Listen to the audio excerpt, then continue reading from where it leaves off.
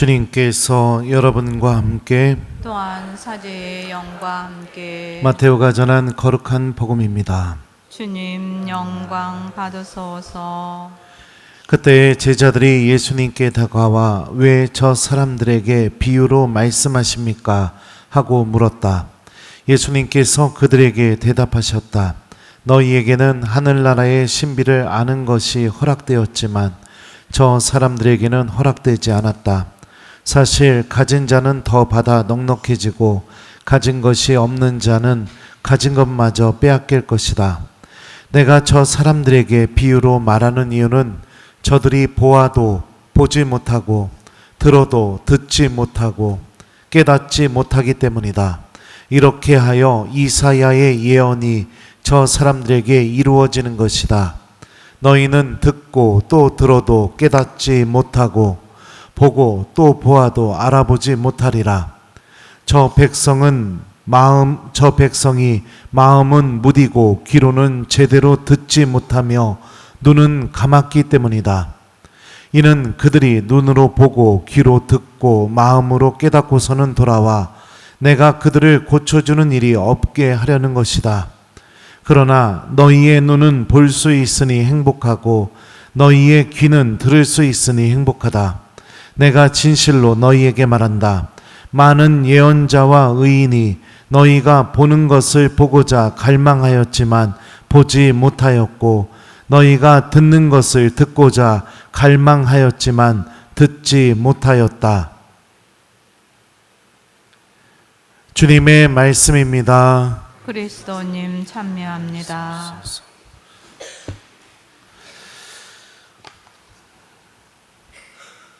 오소서 성령님. 그러나 너희의 눈은 볼 수 있으니 행복하고 너희의 귀는 들을 수 있으니 행복하다. 안녕하세요. 일상생활에서 우리들도 비유를 많이 사용합니다. 그렇죠? 아닌가요? 제가 아까 입당하기 전에 우리 복사에게 신부님은 어떤 신부님 같아? 그랬더니 뭐라고 얘기했냐면 양 같은 신부님 같아요. 그래갖고 그게 무슨 소리야? 그랬더니 하느님의 어린 양이요. 이렇게 얘기해 주더라고요. 비유를 자주 사용하죠. 옛날에 사귀었던 여자애가 어느 날 저한테 그랬었어요. 너는 원수 같아. 그래갖고 내가 왜 원수 같아? 그랬더니 예수님이 뭐라고 말씀하셨어? 원수를 사랑하여라.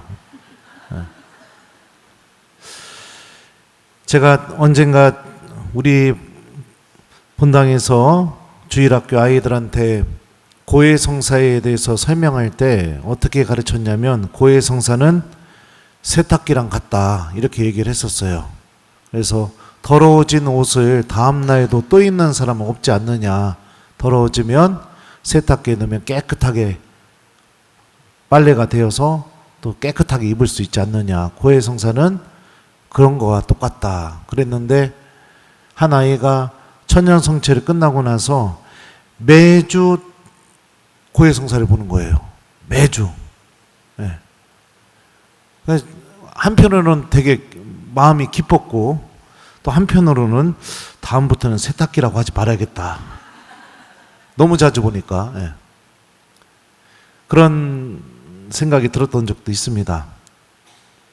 또 여러분들 기억하실지 모르겠지만 제가 언젠가 천국문 앞에는 ATM 기기가 없다 이렇게 얘기한 적이 있었어요. 이것도 비유를 쓴 거죠.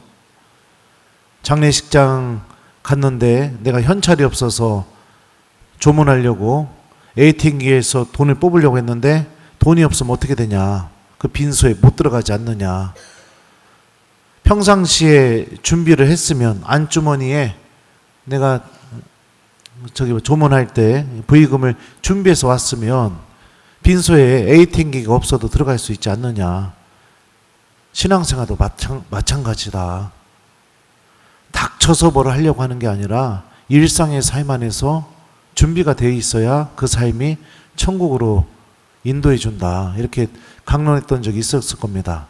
거기에 달린 댓글들을 오랜만에 찾아서 읽어봤어요. 그랬더니 대부분 댓글들이 뭐냐면 일상의 삶이 얼마나 중요한지를 알게 되었다. 이제부터 그동안 놓았던 아침기도 저녁기도를 해보겠다. 신부님 얘기를 들어보니 내가 삶을 너무 하느님과 함께 같이 살아가지 않은 것 같다. 고해성사 해야겠다. 이런 생각이 들었다. 이런 댓글들이 달려요. 비유는 그렇습니다. 알아듣는 이들에게는 그 비유가 갖고 있는 진짜 메시지를 보여줍니다. 근데 관심이 없거나 들을 마음이 없거나 그런 이들에게는 비유는 그저 재미있는 이야기, 아니면 지나가는 이야기, 아니면 의미 없는 이야기로 다가오게 되는 겁니다. 예수님께서 왜 사람들에게 비유로 말씀하시는지에 대해서 오늘 우리에게 말씀하셨습니다. 내가 저 사람들에게 비유로 말하는 이유는 저들이 보아도 보지 못하고 들어도 듣지 못하고 깨닫지 못하기 때문이다. 저 백성이 마음은 무디고 제대로 듣지 못하여 눈은 감았기 때문이다. 이사야 예언서의 말씀까지 인용하면서 이렇게 말씀하셔요. 여기서 무디다라는 게 무슨 의미냐면 그 사전적인 의미는 살이 찌다, 기름지다, 또 마음이 아무 영향도 받지 않다, 아무것도 느끼지 못하다, 이런 의미를 갖고 있습니다. 그러니까 영혼이 그냥 덕지덕지 살이 쪄 있어 갖고 다른 새로운 게 들어갈 자리가 없는 겁니다. 마음이 무디고 제대로 듣지 못하고 눈은 감은 상태, 보아도 보지 못하고 들어도 듣지 못하고 깨닫지 못하는 상태가 어떤 상태인가? 오늘 일독서가 그 상태에 대해서 그대로 알려줘요. 사제들도 주님께서 어디 계신가 하고 묻지 않았다. 율법을 다루는 자들이 나를 몰라보고 목자들도 나에게 반역하였다. 예언자들은 바알에 의지하고 예언하고 아무런 이익이 되지 않는 것들을 따라다녔다. 하느님의 은총의 지위의 부르심을 받았음에도 불구하고 주님을 전혀 찾지 않는 마음, 세상적인 것만 쫓을 줄 알지 하느님께서 주시는 구원을 차지하려는 데는 의욕조차 없고 관심조차 없는 마음, 내 영혼이 하느님이 아닌 다른 곳으로 막 덕지덕지 살이 쪄가지고 기름져서 더 이상 하느님에게서 오는 그 은총이나 구원의 말씀이 들어올 자리가 없는 상태. 사제면 어떡합니까? 어쩝니까? 아니죠. 사제면 뭐가 소용이 있어요? 주님을 찾고 있지 않는데. 율법을 연구하고 있으면 뭐예요? 하느님을 몰라보고 있는데. 목자이면 뭐예요? 주님께 반역하는 삶을 살고 있는데. 예언자면 뭐합니까? 주님의 말씀을 전하지 않고 우상숭배, 바알의 말만 전하고 있으니 겉으로 번지르하고 아무 문제가 없어 보이는 삶을 살면 뭐합니까? 내 영혼이 하느님을 완전히 잃어버리고 살아가고 있는데, 이런 상태가 듣지 못하고 깨닫지 못하는 상태, 보아도 보지 못하는 상태, 마음은 무뎌지고 제대로 듣지 않고 눈은 하느님 앞에서 감아버리는 상태, 이런 상태라는 거죠. 이런 이들에게는 비유가 어떤 의미인지가 들리지가 않습니다. 전혀 들리지가 않아요. 그 비유를 통해 예수님께서 어떤 말씀을 하시려고 하는지 전혀 관심이 없습니다. 똑같은 강론입니다. 근데 어떤 이는 그 강론 한 번을 듣고 회개에서 고해소로 걸어갑니다. 어떤 이는 그냥 잊어버리고 나갑니다. 똑같은 하느님의 말씀입니다. 어떤 이는 그 말씀 한 구절 때문에 삶을 완전히 뜯어고칩니다. 근데 어떤 이는 기억조차 못하고 그냥 넘어가 버립니다. 결국에 비유를 통해 아무것도 못 알아듣게 하려고 하는 것이 아니라 내 영혼의 상태가 지금 어떤 상태인지를 바라보게 해주시려고 주님께서 비유를 사용하신 것이죠. 그러나 너희의 눈은 볼 수 있으니 행복하고 너희의 귀는 들을 수 있으니 행복하다. 참된 행복은 듣는 마음과 주님을 일상 안에서 바라볼 줄 아는 영적인 시력에서부터 시작됩니다. 듣는 마음과 나의 일상 안에서 예수님을 바라볼 줄 아는 이 시력이 있게 될 때 우리는 주님의 말씀 안에서 구원의 길을 발견할 수 있고, 수많은 예언자들과 의인들이 보고자 하고 갈망했지만 보지 못했던 바로 그 예수님을 우리는 볼 수 있고, 그들이 너무나 듣고자 갈망했지만 듣지 못했던 그 예수님의 말씀을 들을 수 있는 참된 행복의 주인공이 될 수 있습니다. 여러분들은 어떤 사람입니까? 들어도 듣지 못하고 보아도 보지 못하고 마음은 무디고 제대로 듣지 못하고 눈은 감아버리는 사람입니까? 물어보는 거예요, 그냥. 혼내는 게 아니라.